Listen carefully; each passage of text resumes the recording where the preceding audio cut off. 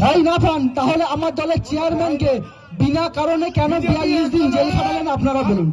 আপনারা যদি ভয় না পেয়ে থাকেন তাহলে নওশাদ সিদ্দিকীকে বিনা কারণে কেন জেল খাটালেন আপনারা বলুন। যদি মস্তানি করতে যায় তাহলে তো জেল খাটতে হবে ভাই। মস্তানি করতে গেলে তাকে তো জেল খাটতে হবে। কোর্ট খোলা আছে, কোর্টে যাচ্ছেন না, মামলা করতে।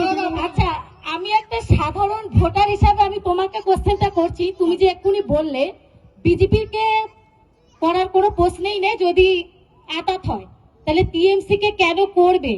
কি টিএমসি মুসলিমদের মাননীয়া মুসলিমদের দুদিন মানে এ করেন বলে?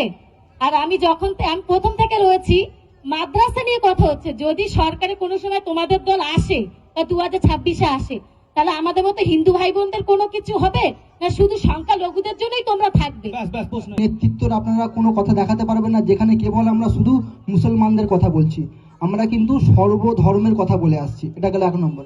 আর যে মাদ্রাসার কথা বলছেন, এই মাদ্রাসাতে প্রায় 40% ছাত্রছাত্রী তারা কিন্তু নন মুসলিম এবং 30% মতো শিক্ষক শিক্ষিকা তারা কিন্তু নন মুসলিম।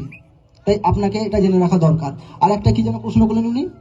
সাধারণ সরকারি শিক্ষা ব্যবস্থার যে পঙ্গুপনা যাচ্ছেন না কেন? আমরা স্টুডেন্ট মাস্টার নেই।